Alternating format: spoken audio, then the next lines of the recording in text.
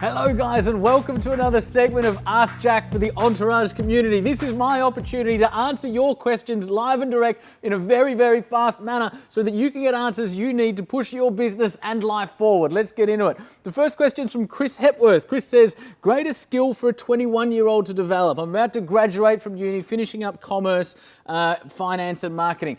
Chris, really good question, and the answer is pertinent to absolutely every entrepreneur because business is a game that forces us to become more of ourselves each and every day. This game is a game of personal development with a compensation plan attached. The whole purpose and sort of intention for me being in business is to actually grow as an individual, and there's no better game to enable you to do that than business because it's so bloody challenging, and every week as entrepreneurs we're always doing something new. We're always doing something new. As such, the number one skill we need to master as entrepreneurs, doesn't matter if you're leaving uni, doesn't matter if you're a seasoned vet, the number one skill you need to learn is the skill of learning. You need to be comfortable going outside of your comfort zone, comfortable going into an industry or a project or a department or a particular field of business that you know nothing about, confident that you'll be able to learn enough to go into that particular field or into that particular sphere with competence. So we need to become great learners as entrepreneurs.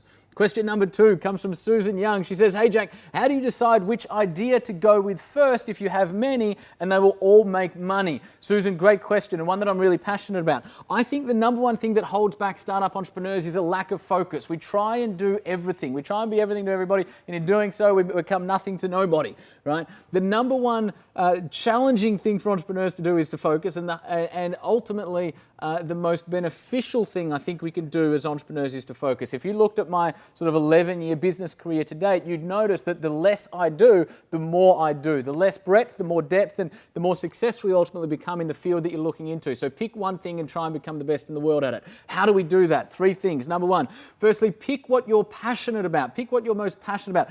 Business is challenging, right? So to have longevity, we have to love what we're doing. Secondly, pick the idea that you believe has the fastest path to profit. To validate a new business idea is an incredibly challenging endeavor. So look at which you can validate the fastest. And then the third factor in terms of picking this idea is to look at which has the most future growth potential. Which of these ideas that you have can grow to be the biggest idea. And that might mean biggest in terms of size, it might mean biggest in terms of impact, it might mean biggest in terms of contribution, it might mean biggest in terms of revenue or valuation. Whatever metrics you're using to measure your own success, look at future growth potential and which can grow to be the largest.